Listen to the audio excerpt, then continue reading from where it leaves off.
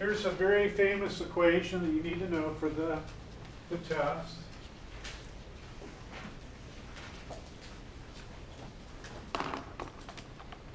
It says the following. It says C6, H12O6 plus 6 molecules of O2 plus 36 molecules of ADP plus 36 molecules of phosphate react to form. By the way, I forget, you guys can help me out. Do my advanced age. C6H12O6. What type of a fatty acid is that?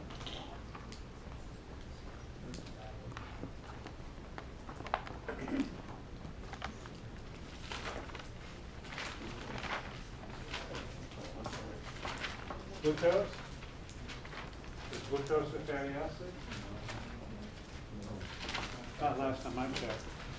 But that is glucose. So we've got a molecule of glucose plus 6 molecules of oxygen plus 36 ADP plus 36 phosphate reacts to form 6 molecules of CO2 plus 6 molecules of water plus 36 molecules of ATP. Now, if I balance the equation right, then the products over here should be equal to the result over here, the reactants over here. So let's take a look at carbon. How many total carbon atoms are there? There's 6. Over here, we come over here, 6 carbon atoms. Oxygen, how many oxygen atoms are there over here? There's 12 here, plus another 6, that's 18. Here's 6 plus 12, that's 18, so that looks good. How about for hydrogen? We've got 6 times 2, that's 12. Come over here. Here's our 12 hydrogen atoms there. Test question. How many molecules of water are consumed by the Krebs cycle? 2.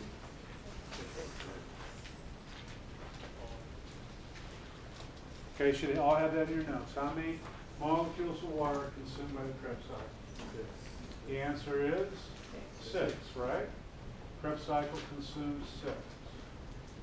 How many electrons are captured in a high energy state? Come on, wake up. 12.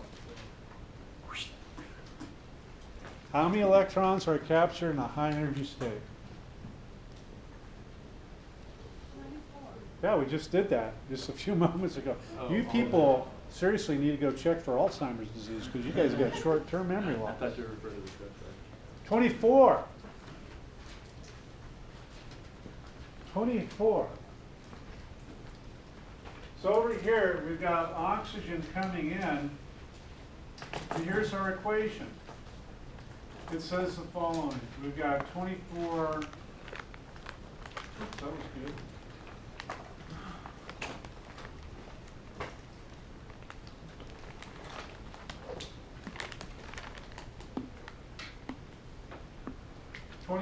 Protons plus 24 electrons plus 12 sorry about that. Plus 12 oxygen reacts to form 12 molecules of water. I got the oxygen wrong. That should be 6. There we go. We get 6. Let's see if this works. I've got 12 protons. Excuse me. 12 times 2 protons. That's 24. There's the 24 where there are electrons. And then we have the 6O2. That reacts to form 2 molecules of water. So listen carefully. how many molecules of water do we consume in the Krebs cycle? 6. How many total water molecules did we produce? 12. What's the net? Where do I see 6 up here? Right there. How do I get these 6 water molecules? That's the net water. We consume 6 water molecules as a result of the Krebs cycle. We produce a total of 12. The net is 6. Okay, I'm going to go over this set of events one more time for you, but I want to mention one other thing for you.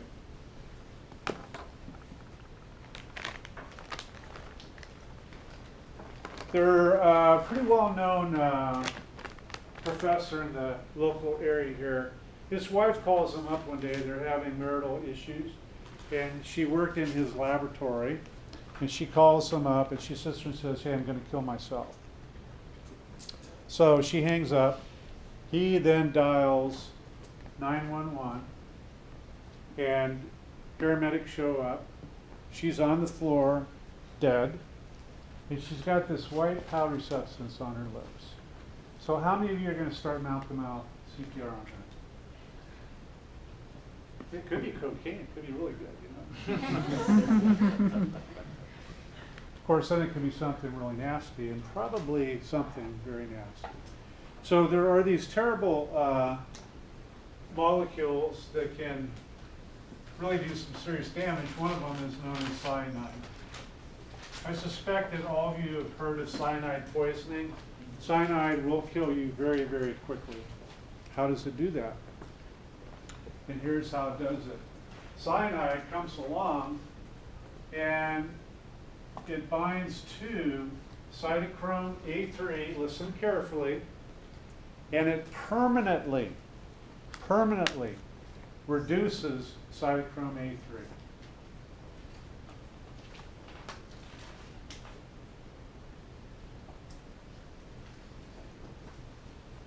So when you hear people dying of cyanide poisoning, the reason that they die is because it binds to cytochrome A3 and it permanently reduces cytochrome A3.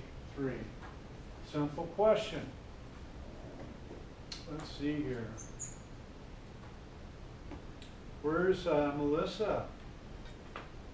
Melissa, if cytochrome A3 is permanently reduced, what happens to electron transport chain? What happens to the movement of electrons through the electron transport chain? Gain them, but it's going to stop. What's that? Wouldn't it stop? Why would it stop? Because the structure changed, so it changed its function. No. What's going to happen to the movement of electrons through the electron transport chain? Stop. Cyanide takes the electrons and oxygen cannot take the electrons anymore. No, I don't think so. If cytochrome A3 is permanently reduced, can electrons move from cytochrome C to cytochrome A3? No. So cytochrome C is going to be reduced. And can electrons move from cytochrome B to cytochrome C? No. So cytochrome B is going to be reduced permanently. And so if these are all reduced, what happens to the movement of protons into the intermembrane space? Miss Joan.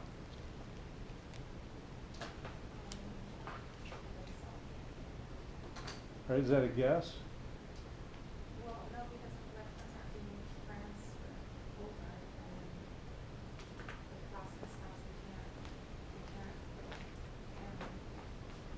Are protons moving down their concentration gradient or against the concentration gradient? One, you guys should all be, boom, this should be happening just like that. If protons are moving from the matrix into the intermembrane space, are they moving with their concentration gradient or against concentration gradient? Against. Does that take energy or not? No energy. Where do we get that energy from? Come on, the story's all about what? Electrons. And if electrons are moving through here, can I capture the energy from those electrons and continue to maintain this large proton gradient when protons are leaking back into the matrix over here? What's going to happen to that proton gradient? Say it louder. It's going to move towards equilibrium. And that means that there's less energy in that proton gradient. There could be no energy in that proton gradient. Can you then drive that proton pump backwards? No. Then you can't make ATP. And remember, every cell in your body is burning up about 10 million molecules of ATP per second. And so hopefully all of you will realize that death will ensue very, very rapidly, within seconds. Okay, so that's the story of cyanide poisoning. Make sure that you all know this equation up here.